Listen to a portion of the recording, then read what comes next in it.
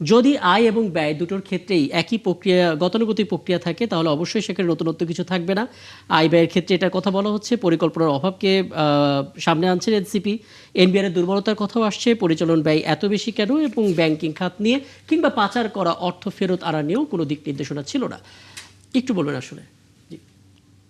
ধন্যবাদ। সবকিছু নিয়েই বলবো, অনেক কিছুই শুনছি। তো শুরুতেই কিছু কথা বলি। জি। আমাদের সাথে আছেন ইসলামী আন্দোলনের একজন ইসলামী ব্যক্তিত্ব, সাংগঠনিক সম্পাদক, সার সেক্রেটারি। সাংগঠনিক সম্পাদক। আহ, ওনাদের যে কোড, যে আশাবাদে ভারাক্রান্ত। জি। তো যেহেতু ধর্মীয় বিষয়, আমি একটা হাদিস জানি, কম জানি তো ওটা মনে পড়ছে, এই জন্য বলি, আশা আর ভয়ের মাঝে ঈমান। So let's hope for the best. আল্লাহ সুবহানাহু ওয়া তাআলা will help us. G. Second thing হচ্ছে, আপনি বলেছেন জামাত বলেছে দুর্নীতি বাড়বে। বাংলাদেশে কিন্তু এখন দুর্নীতির বরপুত্র জামাত, অন্তত আমার এখানে আমি যেগুলা দেখছি। জামাতের বক্তব্যটা লাইভ ছিল এটা এক্সাম্পল আছে। বাস্তবায়ন অযোগ্য, তো লুটপাতের বাজেট। এটা তো আমি নিশ্চয়ই শুনবো এখানে। জি, বলুন। হ্যাঁ, তো কাজেই লুটপাতের যে তন্ত্র, এটা আমরা জানি কিভাবে ইসলামী ব্যাংকটা লুট হয়ে গিয়েছিল।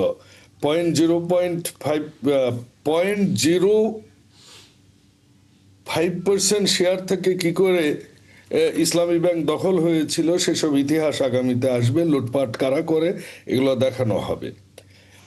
এরপর যে প্রশ্নটা, দুটো প্রশ্ন করেছেন, জি। যে পরিচালন ব্যয় নিয়ে কথা এসেছে, জি। তাই নয়? আর জি। উন্নয়ন নিয়ে।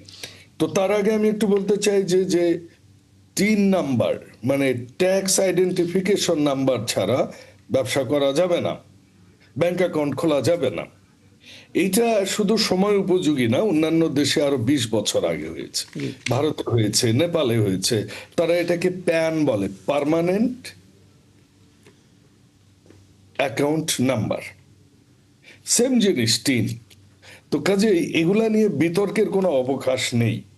আর যেটা সৌরভ ভাই বলেছেন, আমি সৌরভ ভাইয়ের প্রতি শ্রদ্ধা রেখেই বলছি, একমাত্র ডিজিটাল ব্যাংকিংই, একমাত্র ডিজিটাল বিজনেস সিস্টেমই দুর্নীতিটা হ্রাস করতে পারে। এবং সেই জন্য আমরা বলছি যে আমরা এখন ব্যক্তি খাতে ট্যাক্সের রিটার্নটা আমরা অনলাইন করছি, অটোমেটেড করেছি। আমরা কর্পোরেট খাতেও এবছরে করব। কাজে দুর্নীতি কিন্তু যখনই ব্যক্তির হাতে আসে, ব্যক্তি পছন্দে ও অপছন্দের উপর আসে, ব্যক্তির চয়েসের উপর আসে, ব্যক্তির সিদ্ধান্তের উপর আসে, তখন জি। দুর্নীতিটা বেড়ে যায়। এইটা আমরা কর্পোরেটে ইতিমধ্যে বেশ কিছু কর্পোরেট হাউস, সৌরভ ভাইয়ের এটা ভালোই জানার কথা, যে ভিএটিটা আমরা ইন্টিগ্রেটেড করছি, অলরেডি করে ফেলেছি ইতিমধ্যে। তারপর আগামীতে যখন আমার কর্পোরেট অ্যাকাউন্টগুলোর সাথে এনবিআর এর টা ইন্টারলিঙ্কড হবে, অটোমেটেড হবে, তখন দুর্নীতির অপশনটা কম, এবং সেখানে ট্যাক্স আহরণের ক্ষেত্রেও দুর্নীতি জি। সম্ভব। সিপিডির যে উদ্বেগের জায়গাটা ছিল, কালো টাকা সাদা করার সুযোগের তীব্র সমালোচনা করেছে এই এখন সংস্থাটা। এখন আমার টাকা দরকার, তাই নয় কি? জি। এটা বিগত বহুদিন থেকে হচ্ছে এই জিনিসটা, কারণ সুশাসন ছিল না। তো আপনাকে পরবর্তী স্তরে যেতে গেলে আপনার তো টাকা দরকার। এখন যে টাকাটা দেশের বাইরে চলে গেছে, ওইটা তো নিয়ে আসার জন্য একটা টোপ তো আমি দিতেই পারি। আমার হয়তো একটু ময়দা খরচ হবে, কিন্তু আমার বড়শিতে তো মাছটা ধরবে। So let me do that. এখানে আমি খারাপ কিছু দেখি না, এটা বহু বছর হয়েছে। বাংলাদেশের এগুলা থেকে বের হওয়ার জন্য আমরা জি। ডিজিটালাইজেশনের প্রস্তাবটা করছি, এবং সে কারণেই ব্যাংক অ্যাকাউন্টের প্রত্যেকের ক্ষেত্রে আমরা টিনের ব্যবস্থা করছি। যেটা কথা এসছে যে সরকারের পরিচালন ব্যয় অনেক বেশি, বাইরে এই গত যেটারে আমরা করলাম, এই সম্পূরক বাজেট, যেটা জি। আমরা 25-26-এর, জি। ওইটার ক্ষেত্রে কিন্তু পরিচালন ব্যয় ছিল 72.7%, মানে প্রায় 73%। জি। এবং আমরা সরকারি কর্মচারী কর্মকর্তাদের কিন্তু বেতন বাড়াচ্ছি ধাপে ধাপে, বারবার বাড়ানোর পরও কিন্তু আমাদের পরিচালন ব্যয় আসতেছে 66.3%। কাজে আপনারা এটা সহজেই অনুমান করছেন যে একটা জবাবদিহিতামূলক এবং উন্নয়নমূলক এবং আর্থিক কাঠামোটাকে সম্পূর্ণভাবে সংস্কার করে সেটাকে জবাবদিহিতার আন্ডারে নিয়ে আসার জন্য ব্যাপক কাজ করা দেখুন, হচ্ছে। আরেকটা শঙ্কার কথাও বলা হচ্ছে, যদি এটা একটা ব্যাখ্যা আমি দিতে যদি কম্পারিজন করি হ্যাঁ তাহলে দেখবেন 2025-26 যে বাজেটটা ছিল, ইন্টারিম গভর্নমেন্ট যেটা দিয়েছে, ওটা পরিচালনা ব্যয় যখন 73% ছিল, তখন উন্নয়ন ছিল কিন্তু 27%। ওইরাজ এখন আমরা এটা কেন বলা হচ্ছে জানেন যারা ফজলুদ্দিন বাবুল, আমরা যখন বিভিন্ন আমরা 33%। হ্যাঁ আমরা যখন বিভিন্ন রকমের অর্থনীতিবিদদের সঙ্গে বা যারা আসলে পলিসি নিয়ে গবেষণা করেন তাদের দিক থেকে একটা ব্যাখ্যা ছিল যে সরকারের এমন অনেক প্রতিষ্ঠান আছে, অনেক অ্যাসোসিয়েশন আছে, অনেক অধিদপ্তরের মতো কিছু একটা সংগঠন আছে যেগুলো আসলে কার্যত কোনো ভূমিকা নেই, যেগুলো আসলে কাগজে কলমে রয়েছে, সেগুলো যদি যাচাই বাছাই করে বাদ দেওয়া যেত তাহলে হয়তো পরিচালন ব্যয়টা কমে আসতো। দেখুন, এই যে অর্থনীতিবিদের কথা বলছেন না, আমি অর্থনীতির ছাত্র নয়, হিসাব বিজ্ঞানের ছাত্র, কিন্তু সিপিডি ডক্টর মোস্তাফিজুর রহমান স্যারেরই ছাত্র আমি, জি মাহমুদা ম্যাডামেরই ছাত্র আমি। কিন্তু ইন্টারেস্টিং বিষয় কি জানেন, অর্থনীতিবিদ যিনি একজন কিছু বলবেন, আরেকজন একটু সমালোচনা করবেন। অ্যাডাম স্মিথ যদি একটা কথা বলেন, তাহলে আরেকজন সে আরেকটা কথা বলবেন, রবিনসন আরেক কথা বলে বসবেন। এটা অর্থনীতি। বাংলাদেশে যেসব অর্থনীতিবিদরা, সো কল্ড অর্থনীতিবিদরা, বড় বড় অর্থনীতিবিদরা যারা বাজেট দিয়েছেন, তারা কিন্তু খুব একটা যে সফল হয়েছেন এরকমটা নয়। কিন্তু সেটা আপনি এরশাদের সময় বলেন, সাত্তারের সময় বলেন, বরঞ্চ দু একজন ব্যুরোক্র্যাট সফল হয়েছেন, একজন অ্যাকাউন্ট্যান্ট সফল হয়েছেন, চার্টার অ্যাকাউন্ট্যান্ট।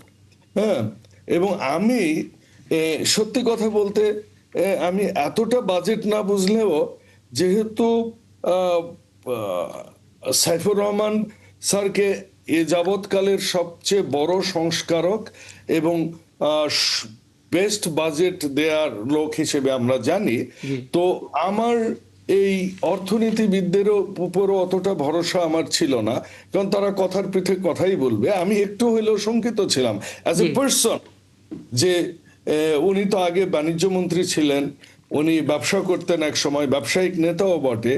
কেমন হবে বাজেট? বিশ্বাস করুন, এই বাজেটটা যে কোন ক্যারিশমায় এসেছে, এইটা আমি যতটুকু শুনেছি পরে, যে মাননীয় প্রধানমন্ত্রী নিজেও উনি দেখেছেন, হার্টের রিং, চোখের লেন্স, ডায়ালাসিস, সার কীটনাশকের থাকা 7.5% ভাট প্রত্যাহার।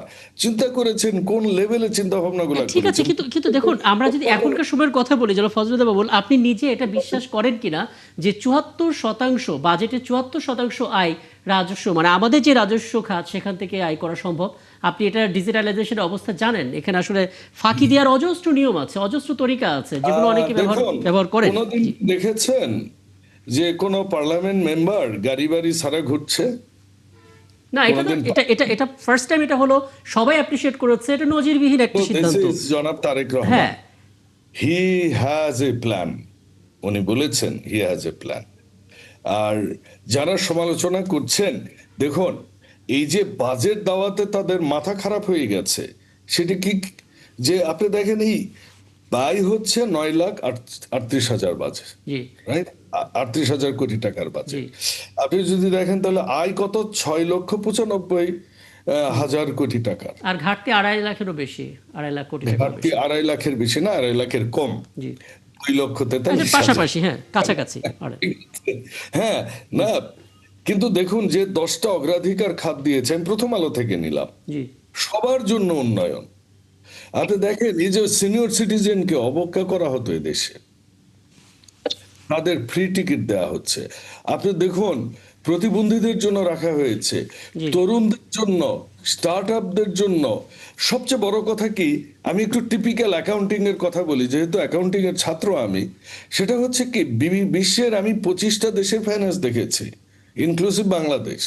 বাকি 24টা দেশেই আপনার যখন অ্যাডভান্স ট্যাক্স কাটা হতো 20 টাকা, আর আপনার যদি ব্যবসার অ্যাসেস্ট, মানে আপনার অ্যাসেস্টের বাংলা কি, মানে অ্যাসেসমেন্ট করবার পর যে ট্যাক্সটা আসে সরকারকে দিতে হয়, যদি 15 টাকা হয়, সরকার আপনাকে 5 টাকা ফেরত দিবে। এটা বাকি 24টা দেশে। না, আমার তো মানে অ্যালগোরিদম নিয়ে কারোর কোনো প্রশ্ন নেই, যেটা ফজলুদ্দিন বাবুল, প্রশ্নটা হচ্ছে এই এনবিআর এর সেই সক্ষমতাটা আছে কিনা, এই এনবিআর এর সেই সক্ষমতাটা আছে কিনা। দেখুন, এই এনবিআর তো বিগত 17 বছরের ফ্যাসিস্ট এনবিআর নয়, এই এনবিআর হচ্ছে কাজের এনবিআর। আজকে আমি কি কি কাজ করেছি সেখান থেকে আমি বুঝতে পারছি এই বাজেটটা আসবে কিনা। যারা বলছে অর্থের সংস্থান কোত্থেকে হবে, জি। অর্থের সংস্থান ধরে নিন, মানে খুব বাজে অবস্থায় আমি যদি মনে করি যে এটা একদম লিস্ট, মানে লিস্ট পারফর্মার হয়ে যদি আমি মনে করি যে হ্যাঁ ফরেন ঋণ আসবে, ধরুন এটা অনেকে ঠিক বলছেন আছে, যে আমি আসবো। পরবর্তী হয়তো আমার টাকাও ছাপানো কথায় শুরু আমি করবে আসছি। সরকার। সারা বাংলাদেশের আন্তর্জাতিকভাবে আপনি যদি ঋণ দেখেন, তাহলে উন্নয়নশীল বিশ্বের কিন্তু জিডিপির 108% ঋণ আছে। সরি, উন্নয়নশীল বিশ্বে আছে 77%, আর উন্নত দেশগুলোর আছে 108%। জাপান এবং আমেরিকার সবচেয়ে হাইস্ট আছে। জাপান হচ্ছে তার জিডিপির 236%, আর আমেরিকা হচ্ছে 120%। সেখানে বাংলাদেশ এখন পর্যন্ত 40-এর নিচে আছে। কাজে ফরেন নিতে কোনো অসুবিধা নেই অর্থনীতিতে। নাম্বার টু, আমরা তো বলছি টাকা থেকে আসবে, যেসব সামাজিক সুরক্ষার যে আমরা মেকানিজম গুলো করছি, একজন মহিলাকে আমরা টাকা দিচ্ছি, এই মহিলার টাকা কিন্তু সেই দরবেশ বাবার মতো বিদেশে নিয়ে যাবে না।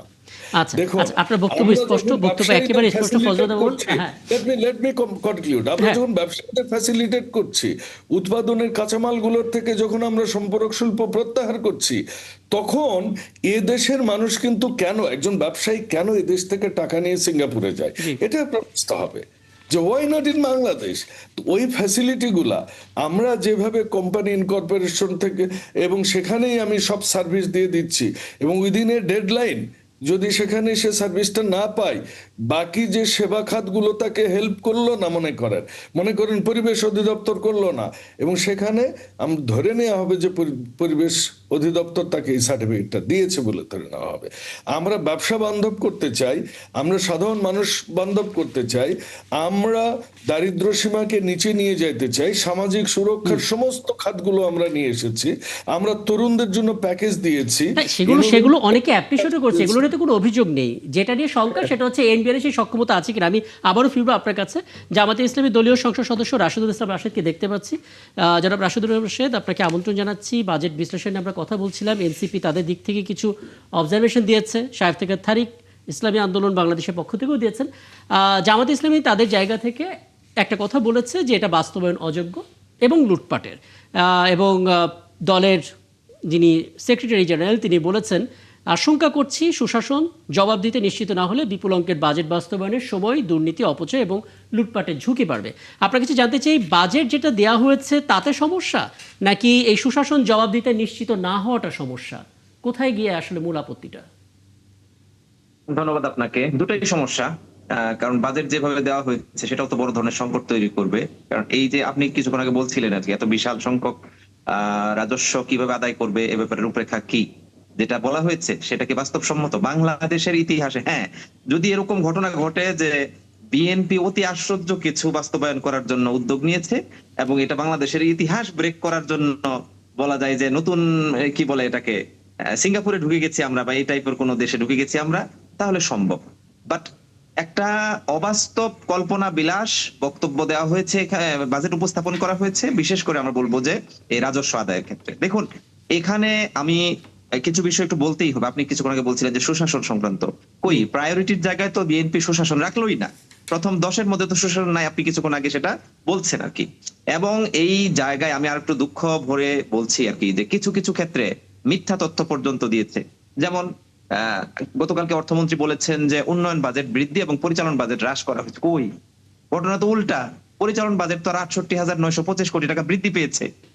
এখন এগুলো বলার দরকার কি? অর্থাৎ আপনাদের মধ্যেই যদি ধোঁয়াশা থাকে, দ্বিচারিতা থাকে, মিথ্যাচার থাকে, তাহলে এগুলো একদিকে যেমন মানুষকে বিভ্রান্ত করবে, আবার এটা মানুষ বিভ্রান্ত হওয়ার জন্য অলরেডি কিন্তু আলোচনা চলছে যে মৌলিক অনেকগুলো দিক গুরুত্ব না দিয়ে, যেগুলো বলা যায় যে মানুষকে ক্যামোফ্লেজ করা যাবে, সেই বিষয়গুলোকে হাইলাইট করে সেখানে কর কমানোর জন্য উদ্যোগ নেওয়া হয়েছে। কিন্তু দেখুন, আমরা প্রস্তাব করেছি, জামাতের পক্ষ থেকে প্রস্তাব করেছি যে করজাল বিস্তারের জন্য যে ধরন দরকার, সেটার কোনো ছিটে ফোঁটা আমরা কিন্তু বিএনপির জায়গায় দেখতে পাচ্ছি না। অটোমোশনের কথা বলা হয়েছে, অটোমোশন বাস্তবায়ন পদ্ধতি কি হবে সেই বিষয়ে কি কোনো বক্তব্য এসেছে? অর্থাৎ এই সবকিছু মিলিয়ে ইভেন দেখুন যে আমি যে মিথ্যাচারের কথা বললাম বা ভুল তথ্যের কথা বললাম, এইখানে শিক্ষা বাজেট 22,495 কোটি টাকার কথা বলা হয়েছে, কিন্তু আসলে বাস্তবে দেখা যাচ্ছে প্রস্তাবিত শিক্ষা খাতে 1,36,000 কোটি টাকার প্রস্তাব করা হয়েছে। কেন? এই যে অর্থাৎ ভুলভাল একেবারে অতি দ্রুত ক্যামোফ্লেজ তৈরি করতে হবে মানুষকে, মানে কি বলে এটাকে, খুবই চাঞ্চল্যকর চমকপ্রদ একটা বাজেট দেখাতে হবে। এই লক্ষ্যে যদি আপনি বাজেট তৈরি করেন, তাহলে সেই বাজেটের ব্যাপারে জামাত ইসলামীর সেক্রেটারি জেনারেল অধ্যাপক মিয়া গোলাম পড়ুয়ার, সাবেক এমপি, তিনি যেটা বলেছেন, এর চেয়ে বেশি কথা বলার আমার কাছে মনে হয় না যে দরকার আছে কিনা। যাক, আপনি বললেন সোহরাব হোসেন, আপনি চাইলে কিছু জানতে চাইতে পারেন, অথবা আপনার কাছে আমি একটা মন্তব্য জানতে চাই। কারণ প্রথম কথা হচ্ছে, আচ্ছা ফজলুদ্দিন বল, আপনি কি কোনো রেসপন্স করবেন এটা? কারণ এখানে মিথ্যাচার তো একটা বড় শব্দ। পরিচালন ব্যয় কমানো হবে, কিন্তু পরবর্তীতে দেখা গেল আগে চাইতে বেড়ে গেল। রাশেদুল ভাই খুবই মানে কি বলবো, অসত্য কথাগুলো সত্যর মতো করে বলেছেন। মিথ্যাচার ওনারা না করেন। না বাবুল ভাই, এটা সংসদীয় ভাষা হলে আমি অসত্য শব্দ উচ্চারণ করতাম, কিন্তু এখানে তো আর এটার দরকার নাই, যেটা আমি ঘটনা কথাটা দেখেছি। শেষ করি, আমি জি, জি, আপনার জি। মতো কথা বলিনি তো। জি, জি, জি। জামাত শুধু মিথ্যাচার একটা দল নয়, জামাত একটা ধূর্ত দল বটে। এই এই যে এখন বললো অধ্যাপক মিয়া গোলাম পরোয়ার, আচ্ছা ভাই, মিয়া গোলাম পরোয়ার কবে সহকারী অধ্যাপক ছিল, কবে সহযোগী অধ্যাপক ছিল? এই যে তাদের ধূর্তামি, এইটা, হ্যাঁ, এই বাজেটে একটা জিনিস নাই, সেটা হচ্ছে বেহেশতের টিকিট আমরা জনগণকে দিতে পারিনি। এইটার দাম এত বেশি যে এইটা আমাদের পক্ষে সম্ভব একটা নয়। করে কার্ড দিয়ে দেন, বাকি বেহেশতের সবকিছু একটা কার্ড দিয়ে দেন বিএনপির বাবুল পক্ষে ভাই। সম্ভব। হ্যাঁ, রাশেদ হোসেন, আসবো আপনার কাছে। জি, শেষ করুন জনাব ফজলুদ্দিন বল। যে যেটা বলছিলাম সেটা হচ্ছে কি, ওই দেখুন, এখন ওই মানে মিডিয়া, সোশ্যাল মিডিয়ায় দেখলাম যে জামাত মিছিল করতেছে বাজেটের বিরুদ্ধে। তা আমি একজন বললাম যে কি নিয়ে মিছিল করতেছে? তো ট্রেনের মধ্যে একটা লোক বলতেছে, আমি কাল রাতে ট্রেনে এসেছি, বলে যে ভাই ওই জানেন না, ওই যে সিগারেটের দাম বাড়িয়েছে। আমি বললাম হ্যাঁ, এইটার বিরুদ্ধে মিছিল করাটা খুবই যৌক্তিক একটা কাজ করছে জামাত ইসলাম। দেখুন, বাজেট শব্দটা বিএনপি ভালোই বোঝে, এবং বিএনপি সে কারণেই এটা মোটে উচ্চভিলাষী কোনো বাজেট দেয়নি, বরঞ্চ এই বাজেটটা এই সময় উপযোগী এবং ব্যবসা বান্ধব, তারুণ্য বান্ধব, শিশু বান্ধব। শিশুদের যে এই যে শিশু খাদ্যের ইম্পোর্টের উপর যে একটা অত্যাচার করা হইতো, ভোজ্য তেলের উপর যে একটা অত্যাচার চালানো হইতো, আমরা প্রত্যেকটা জিনিস এই বাজেটে মানে এমন ভাবে সেখানে সমন্বয় করা হয়েছে যে অবাক করার মতো। হ্যাঁ, এই বাজেটের দু তিনটা দিক আছে যেটা ওনারা আসলে ধরতে পারেনি, আমি সেই সমালোচনা করতেছি। দু একটা ক্ষেত্রে বাজেটে কিছু অর্থ বরাদ্দ দেওয়া হয়েছে, যে বরাদ্দগুলা কাজ নাও করতে পারে, কিন্তু সেখানে ইন ডিটেল আসেনি। যে বরাদ্দগুলা হয়তোবা সংস্থান না হলেও যেগুলা আলটিমেটলি কম করে দেওয়া যাবে, দেয়ার স্কোপ আছে সেখানে, সেই জায়গাগুলোতে ওইভাবে একটু অস্পষ্টতা আছে। যাক, নাম্বার হ্যাঁ, আমি আসলে ওই ওই ওই আলাপে যেতে চাই না। জনাব ফজলুদ্দিন বাবুল, আপনি কি এটা বলবেন জামাত ইসলামী কিংবা এনসিপি বা ইসলামী আন্দোলন বাংলাদেশ, তাদের দিক থেকে যে সমস্ত প্রস্তাবগুলো আছে, তারা তাদের জায়গা থেকে ছায়া বাজেটে তুলে ধরেছিল, সরকার কি এগুলো নিয়ে ভাববে, নতুন করে তাদের সঙ্গে বসবে কিনা? সরকার তাদের সাথে নতুন করে বসবার তো অপশন নেই। বসার জায়গা তো হচ্ছে বাংলাদেশ সরকার যেভাবে প্রতিষ্ঠিত হয়েছে দীর্ঘ 17 বছর পর, এবং আন্দোলন সংগ্রাম ত্যাগ তিতিক্ষার বিনিময়, সেখানে আমরা একটা স্বাধীন সার্বভৌম পার্লামেন্ট পেয়েছি। আলোচনা হবে পার্লামেন্টে। যারা এখন রাজপথে যায় তারা দেশের স্বাধীনতায় বিশ্বাস করে না, এরা দেশদ্রোহী। এটা বহুভাবে এটা প্রমাণিত হয়েছে। তাদের মুখে একটা বাজেটেরও ভালো দিক বের হয় না। এর কি করে যে তারা বলে যে ইসলামের পক্ষের লোক, এটা ভাবতে খুব অবাক লাগে। দেখুন, এই বাজেটে আমরা মুক্তিযোদ্ধাকে অ্যাকোমোডেট করেছি, জি। এই বাজেটে আমরা জুলাই যোদ্ধাদের অ্যাকোমোডেট করেছি, এই বাজেটে আমরা ক্যান্সার রোগী শুধু না। আচ্ছা, এনসিপি তাদের দিক থেকে এই বাজেটের কিছু অংশ অ্যাপ্রিসিয়েট করেছে। ইসলামী আন্দোলন বাংলাদেশ, তারা তো বলেছে বাজেট নিয়ে তাদের কোনো অভিযোগ নেই, তাদের বাস্তবায়ন প্রক্রিয়া নিয়ে শঙ্কা আছে, যেটা অনেকেও করছেন। কিন্তু জামাত ইসলামের পক্ষ থেকে কি একটু বলবেন, মানে রাশিদুল রাশেদ, ছোট একটা মন্তব্য নিয়ে আমি বিরতিতে যাব, আপনাদের দিক থেকে আসলে সরকারের দেয়া বাজেটে পজিটিভ কি কিছু খুঁজে পাননি? জি, জি, আর একটু ক্লিয়ার করলে ভালো সরকারের হয় যে প্রশ্নটা। বাজেট দেয়া হয়েছে সেই জায়গাতে পজিটিভ কিছু খুঁজে পেয়েছেন?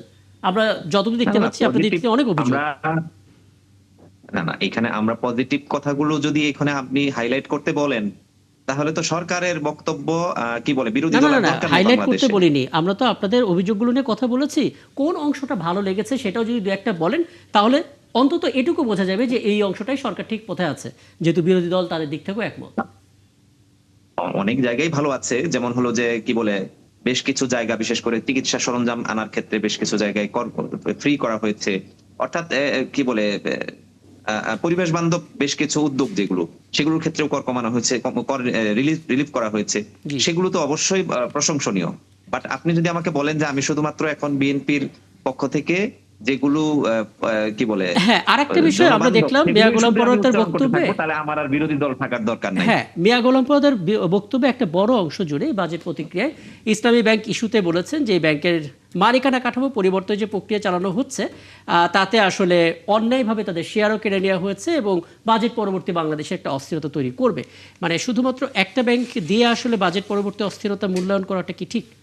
মানে জি না না, এখানে আপনাকে দুটো বিষয় আমি একসাথে বলতে চাই। জি নাম্বার ওয়ান হচ্ছে যে আমাদেরকে খেয়াল করতে হবে যে আমি যে একটা বিশাল সংখ্যক রাজস্ব আদায় করতে চাচ্ছি, জি এই রাজস্বটা আদায় কিভাবে হবে তার মধ্যে অন্যতম একটা জায়গা থাকার কথা যে আমরা ঋণ নিব দেশীয় ব্যাংক থেকে। তো দেশীয় ব্যাংক ঋণ নিবেন কি করে? বাংলাদেশের সর্বোচ্চ মানের ব্যাংক যেটি, সবচেয়ে বড় ব্যাংক যেটি, সবচেয়ে গুরুত্বপূর্ণ ব্যাংক যেটি, সেই ব্যাংকটিকে আপনি দেউলিয়া করার জন্য উদ্যোগ নিয়েছেন। এবং সেই ব্যাংকটি কি জাস্ট একটি ব্যাংক?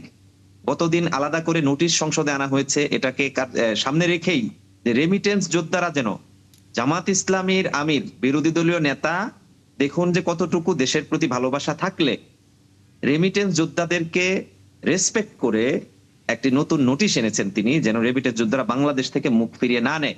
ইসলামী ব্যাংকের সাথে একটা বিশাল সংখ্যক রেমিটেন্স যোদ্ধারা কানেক্টেড, আপনারা এটা আগে থেকে জানেন। তো সেই রেমিটেন্স যোদ্ধারা যদি এখান থেকে মুখ ফিরিয়ে নেয়, তাহলে বাংলাদেশ ব্যাংক যে সরকার যে ব্যাংক খাত থেকে ঋণ নিতে চাচ্ছে, সেই ঋণটা তারা নিতে কতটুকু হিমশিম খেতে হতে পারে সেটা শুধু গতকালকে যে বাংলাদেশ ইসলামী ব্যাংকের পক্ষ থেকে তারল্য চাওয়া হয়েছে সেটা আপনি দেখলে অনুমান হওয়ার কথা।